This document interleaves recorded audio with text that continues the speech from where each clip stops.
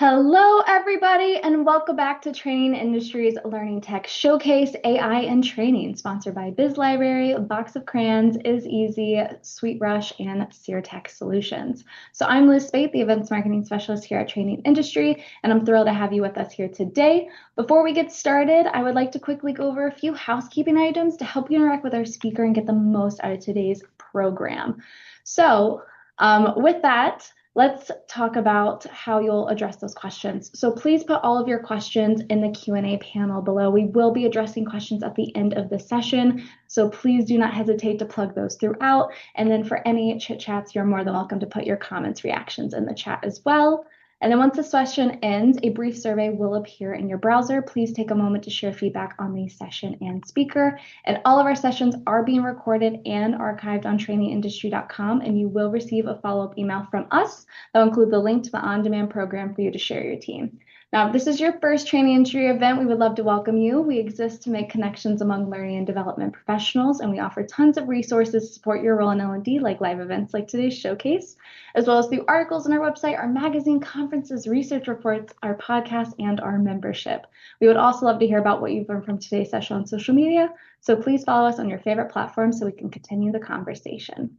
And without further ado, it's my pleasure to introduce you to our speakers. We have Margo Gouley, the VP of Product at Box of Crayons, and then we have Justyna Poray, the Senior Learning Experience Designer at Box of Crayons. And with that, ladies, take it away. Hi, everyone. Welcome, and thanks for being here with us today. As you heard Liz say, my name is Margo Gouley, and I'm here with my colleague, Justyna Poray, and we're really excited to introduce you to our newest product, the Coaching Habit Simulation for People Managers. So today, we're going to give you about a 5-minute overview of what the coaching habit is and how the simulation fits into the overall learning experience. We'll spend most of our time in a demo so you can see the sim in action, and we'll give you a sense of how it's been designed to really help learners cement their learning practice and achieve learning transfer. We'll also go through some use cases, and we're saving 10 minutes at the end for Q&A. So as Liz said, do put your questions that you'd like us to answer live into the Q&A so that we can find them there. And if you put any questions during our talk time or during the demo into the chat, you could always reproduce them in the Q&A. We want to make sure we answer as many questions as we can for you here today. The last thing I'll say before we dive in is if you'd like to turn on closed captions, that is available to you. And the recordings of the simulation that you're going to see will be closed captioned as well. So if you'd like to turn that feature on, you can go ahead and do so in your Zoom toolbar at the bottom of your screen.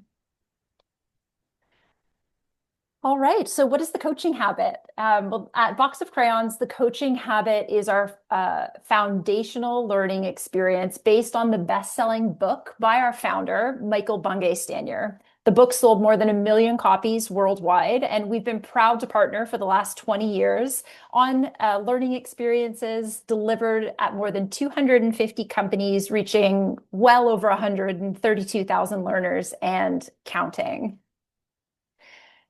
And the coaching habit solves a problem that you're probably very familiar with, our over-reliance on advice giving. When the pressure's on, we all tend to default to solving, jumping to action, and if we manage people, to giving them advice, or dare I say, even trying to do their job for them. So this might seem like the efficient thing to do in the moment, but it has serious consequences for our teams, for our organizations, and for us as people leaders. When we jump to advice too quickly, I think we've all experienced this. We tend to solve the wrong problem. We can unintentionally disempower the very teams that we rely on to help us, and we can really sink into a deep sea of overwhelm. So the coaching habit learning experience, through all of the learning outcomes that you see on this slide, helps people take that advice giving habit that we all have and replace it with a very simple new habit that we call coach-like curiosity. And we give people a very small tool set to do this, 7 essential questions that can help us be more curious. So enter the Gen AI simulation for the coaching habit. What is it all about? Well, the number one piece of feedback we get from learners after they do the coaching habit is that they need more practice. They need support building that new habit, and that's what the simulation is all about. Our Gen AI simulation for people managers gives learners that unlimited practice in a risk-free environment. As you can see on the screen, we've partnered with Mersion, who is a leader in the simulation technology space, to develop this product. And I'll say right off the bat, this is not a chatbot. It's a simulation where learners interact with AI avatars and are guided through a learning loop, I'll call it, where they practice coaching skills and then reflect on how that practice went. So there are 3 different scenarios in the package, and managers get access to all 3 of them. Each scenario targets a different type of manager challenge. So one of them is creating accountability in a team member. One of them is helping someone solve a problem independently, not solving it yourself. And the third one is managing team performance.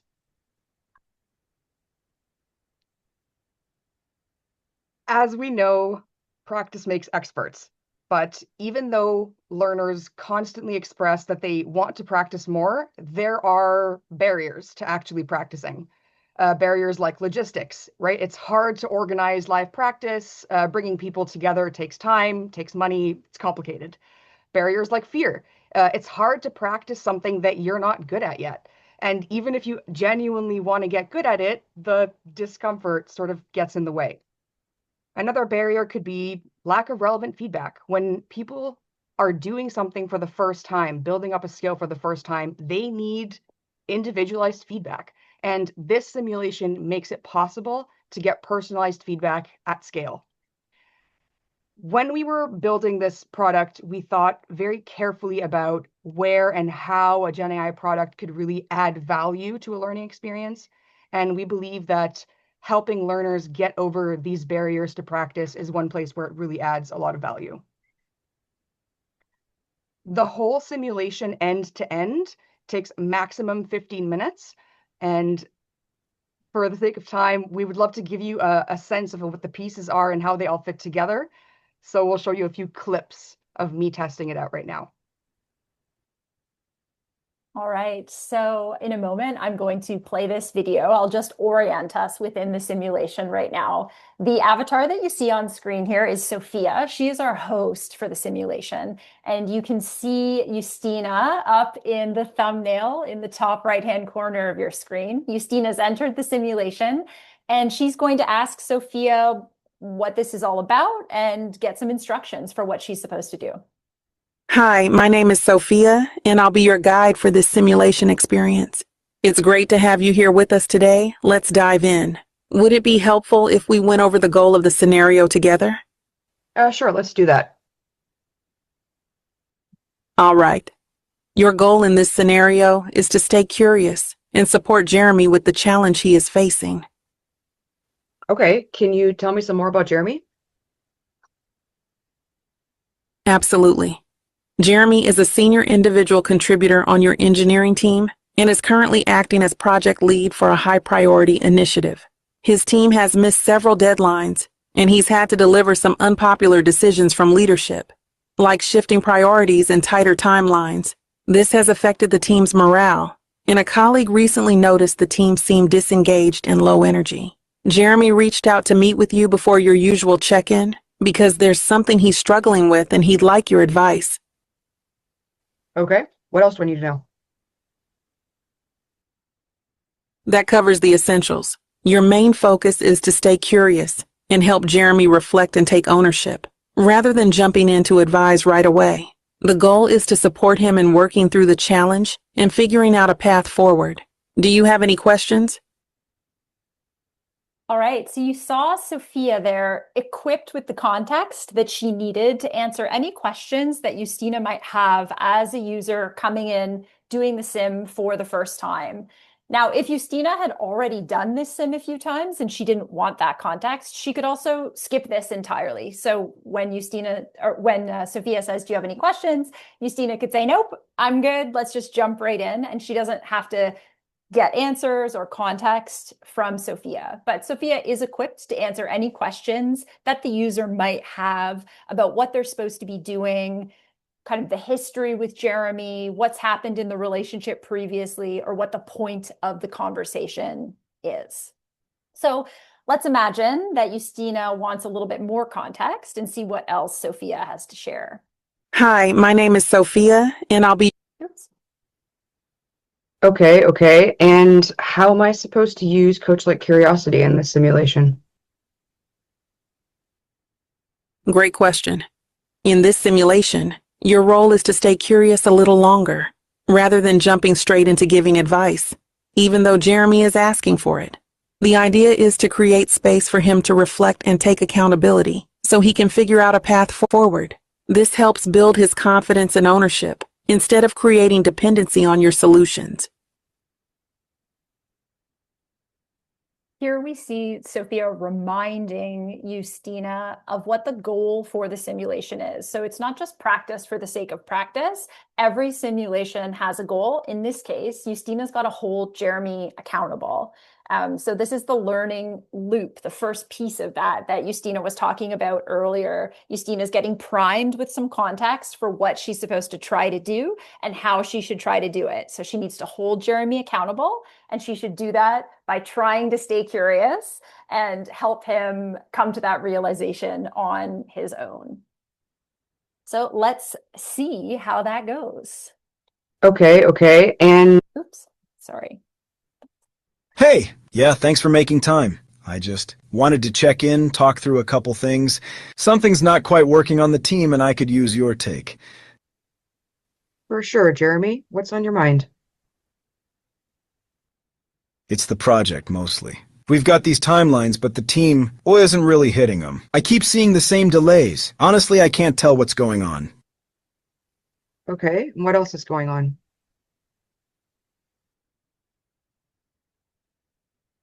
The team's just quieter lately, like way less energy. Meetings feel kind of flat. Not a lot of folks jumping in or offering anything up.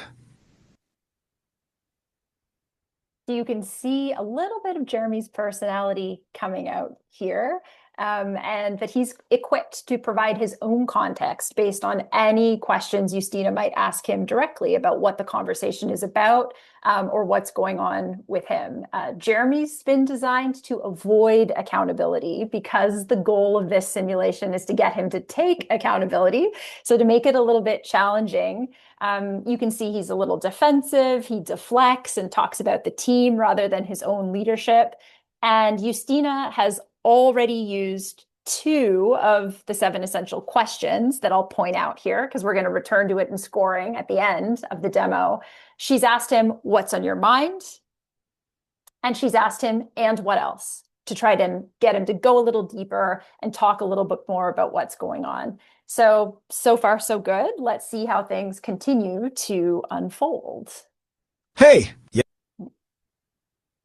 If you were in their position, what do you think a project lead might do to help you better engage or feel better supported?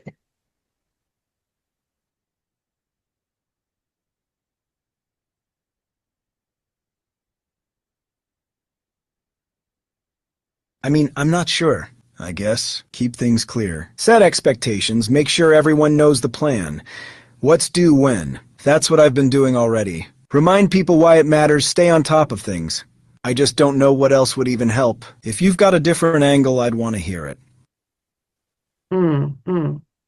Okay, well, it definitely sounds like you've tried all the straightforward stuff, all the organization stuff, all the pushing stuff.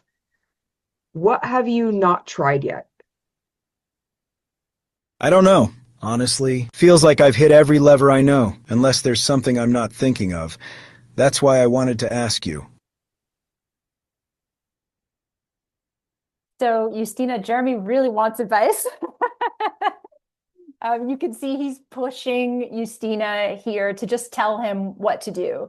And it's worth noting at this point that if Justyna had given in to that, if she had said, okay, Jeremy, well, here's what I would do if I were in your shoes, the simulation might end. That's one way that the simulation can end.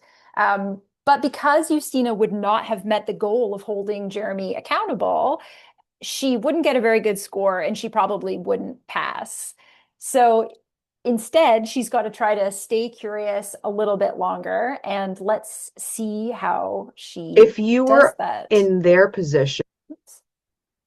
well, I'd love to share some ideas with you, but first I'd like to create some space for you to think through what else you could do. So put yourself in their shoes, put yourself in their position. I know that you're aware of a change in their behavior recently. I've heard you say that they're quiet.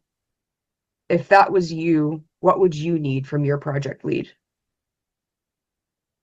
I guess if I was on the team, maybe just know what's changing and why, get some straight answers, not keep having things shifted around all the time. Maybe I'd want to feel like my input mattered, or that I'm not just being told to speed up for no reason. I don't know, though. That's not usually how I look at it. I just want us to deliver. I think you brought up a lot of things that are very insightful, right? People want to know that their input matters. People want to understand how what they're doing fits into a bigger whole. What have you done so far to give your team that? I mean, I've told them what the goals are, what we need to hit. I've talked about why it's important, like deadlines, company priorities, all that. I give updates when things change, but I haven't really asked for much input lately, to be honest. It just felt like with the pressure, we didn't have time to slow down. I've mostly just told people what needs to get done. I think that you've just hit on a really important insight, which is that you've been telling people what to do. You haven't asked what people needed. You haven't asked how they're doing. How is what I'm saying Yeah, so far landing? it's not what I expected you'd say. Yeah, I guess I see I've been pushing so hard I haven't even really stopped to check if the team's got what they need, or if they're just burned out. I'll need a bit to actually think about this, honestly. I think that's fair. What was most useful here for you? Just hearing that maybe there's more to it than me just setting expectations and pushing. I was convinced it was just about getting people organized and moving fast. Guess I need to step back, talk to the team, and figure out what's really going on for them. I'll give that a shot and see where it leads. Okay, Justyna, you used questions here to get Jeremy to share a little bit more about what his real challenge is, and the conversation's coming to a conclusion now. You got him to say out loud that he had to ask more questions and that might help him get a little bit more information out of his team. So he's taking ownership for that. I'd say that's a win. I think we're going to see it in the scoring report. But before we get to the scoring report, you've got a debrief with Sophia coming up. So let's see what happens there. Well, I'd love. Here's Sophia. She's back, and she's going to guide Justyna now through a reflection about how that conversation with Jeremy went. And she's going to remind Justyna of some of the key objectives, the goal of holding Jeremy accountable, and how she was supposed to do that by staying curious. So let's see how Sophia does that. Welcome back. I'm interested to hear what stood out to you from that conversation with Jeremy. What did you notice as you went through it? I noticed how difficult it is to hold back when you feel like you have a good idea. You noticed how hard it was not to just jump in with your solution? What, if anything, helped you stay curious? Or what do you think might have made it easier to let Jeremy figure things out on his own? That's a good question. I actually don't know. Can you tell me what I could have done better? I'm happy to share some approaches, but I'd like to hear a little bit more from you first. Was there a moment when you felt yourself almost slipping into giving advice? What was happening there?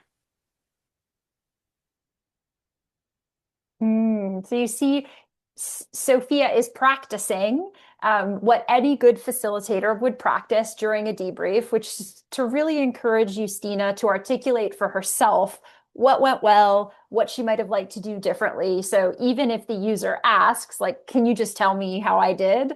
Sophia will hold the frame of that reflection and debrief and encourage the user to try to articulate that for themselves.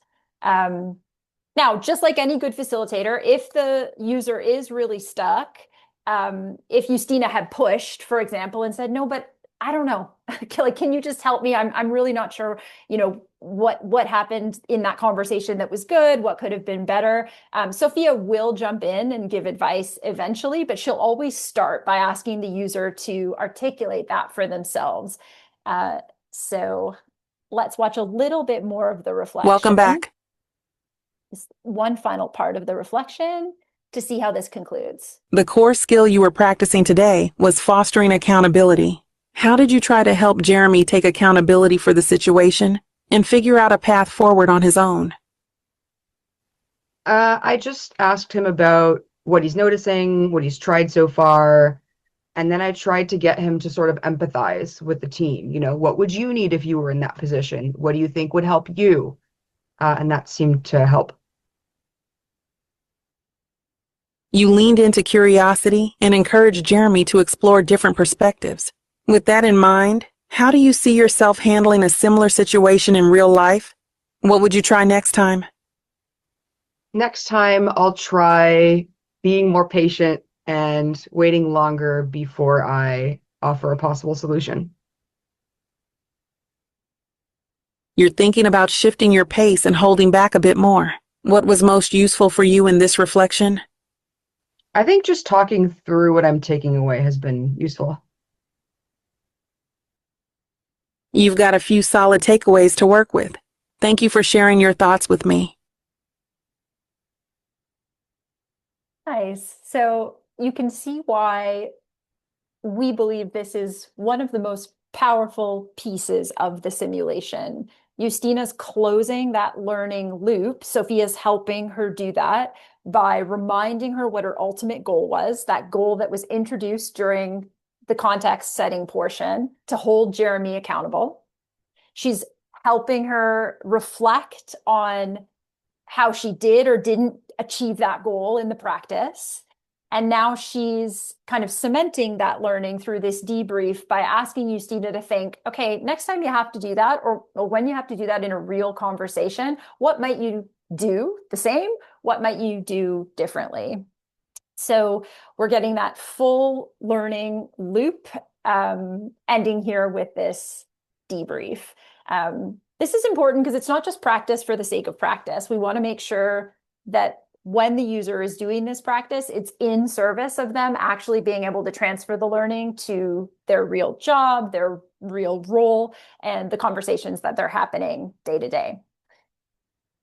So let's see Justyna's scoring report and see how she did.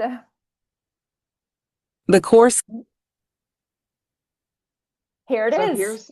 Here's my feedback report. As you can see, I scored goal achieved, which means that I was successful in using the skill of coach-like curiosity to get Jeremy to take accountability for his part in his disengaged team. You can see that under that, there's a section called skills assessment, and we can see how I performed on each of the 5 skills that I was being scored on. And the cool thing is if I click into each one of these, it'll take you directly to moments in my recording, which you can see on the right side of your screen. It'll take you to moments where I'm demonstrating that specific skill in the recording.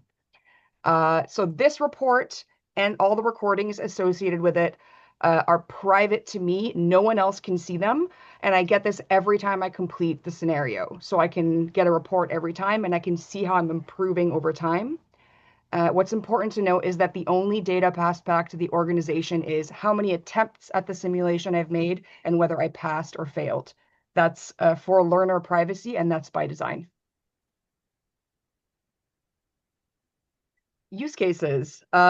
This is an unlimited practice machine, right? So there are 3 scenarios geared towards different common manager challenges, 3 levels of difficulty, 3 different avatars with their own unique personalities and different quirks. And it's a different conversation each time. So no 2 attempts will be the same. And where can you fit that practice in? The simulation can be embedded at different points of a learning experience, whether you're just getting people to start building that skill and developing it for practice, or whether the learning portion proper is finished and we're now using this to sustain that skill. This is really something that's going to help them build and maintain that skill level long term. There's been a ton of research on what good practice looks like. And it's clear that intentional, targeted practice spaced over time is the best way to do it. And the simulation allows you to do that. It's unlimited practice, anytime, any place, with specific personalized feedback every time.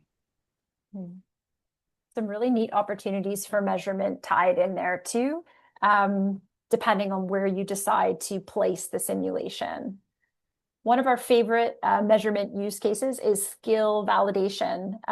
As learning designers, we know that often to validate that skill mastery has taken place, we're kind of stuck with some options that aren't too exciting. A knowledge check, a quiz, tick box exercises that really don't add much to the learning experience for the learner. But the simulation used as a way to validate the skill enhances the learning experience for the learner and provides the organization with validation that, yes, Justyna has done the simulation. She's done it 10 times, 8 out of the 10 times she passed, and we can safely say that she has mastered that skill. So that's all we have for you for the demo today. We're very excited to use this time now to answer any questions that are already in the Q&A that we can pull from the chat or that you might put into the Q&A now that you've seen the demo. So let's just take a look at the chat and see what people are saying. Okay, I see a question from Christopher that was in the chat. He says, it's cool, but I'm getting distracted by the awkward pauses. Will the conversation get more fluid as the technology advances? I'll go. Should I go first, Justyna, or do you want to take a crack at this one? Okay. Yeah, so the avatar is quite fluid in its ability to respond quickly. It also responds the way that a human truly would, which means it does sometimes pause and take time to think, take some time to think about how to answer a question. Well, think in quotation marks, of course. And so you do get that kind of natural flow in conversation at times, and then a more stunted or stilted conversation at other times, as we do in human conversations. Justyna, what do you want to add to that? Yeah, I mean, the other thing I'll say is that I was capturing these recordings in a Zoom meeting, so the lag might be coming from my internet connection, and then we are showing it to you over the internet. All of that, unfortunately, adds lag to the video and creates that experience as well.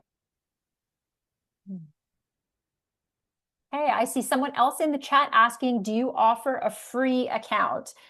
We don't offer a free account, but our sales team's very happy to give you a demo, which would, of course, allow you to see someone doing it live. For the sake of time, because we're really limited with what we can do in this time slot for this webinar, we didn't do that. We wanted to show you clips so that you could see the context setting, the conversation, and then the debrief portion, and get a sense of the experience as a whole.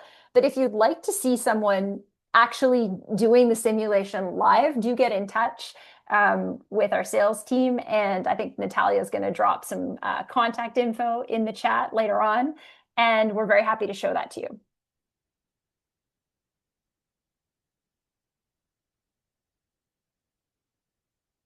Okay, let's take a look at what else is going on in the chat. This is pretty cool. One question that's in the Q&A now is, are the avatars equipped to stay the course as the integration gets more intense? I'm not 100% sure I understand the question. It is, please correct me in the chat if I've interpreted it wrong. Is the question, are the avatars equipped to stay focused on the conversation if I start asking them to help me plan a party or something? The answer is absolutely yes. They really want their problem solved. They've come to you asking for advice, and they won't let you change the topic or talk about random stuff. They really do, act the way I would act if I went to my manager and I said, I need help. Help me with the thing. Fantastic. I see Raymond asking in the Q&A, can you set up the simulations to be a difficult customer, for example? No, the simulation scenarios are not customizable because this is a product geared towards people managers. We've chosen 3 common people management scenarios that no matter what industry or what kind of people management role you're in, if you lead people, you encounter these scenarios. So holding someone accountable, helping them come up with their own solutions, performance managing, this kind of thing. But the simulations are not customizable at this time. You're welcome. Raymond said thank you in the Q&A. I see a question on what instructional design theories support the simulation practice that we have set up. Honestly, there is so much to say. I would love to direct you to a article that we're going to post on our website soon, which explains the instructional design under that and talks about a lot of the change management principles that are embedded in the way this experience is designed as well. Stay tuned. We have that answer for you. Yeah, Natalia's just dropped that link into the chat, so you can click on it. It's in the chat, and it'll take you right to that content piece that goes into all the details about the instructional design. All right, Liz, I see you're here. I am here, but this has been lovely. Amazing questions, great conversation. Is there anything else you would like to leave with the audience today before we take our next 15-minute break?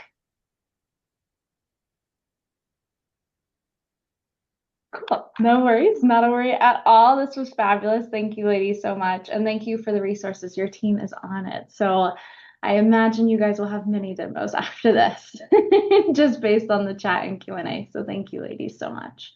For everyone else, though, like I mentioned, we will be taking about a 14-minute break. Up next, we have Scott for their session sponsored by SeerTech Solution, AI for Training Admins, support strategy, not just the task. So in just a moment, I will end this session. You can join our next session by returning to the event lobby and going to the session tab. I hope you all stick around for the next session, which will begin shortly. I'll see you guys there. Thanks so much.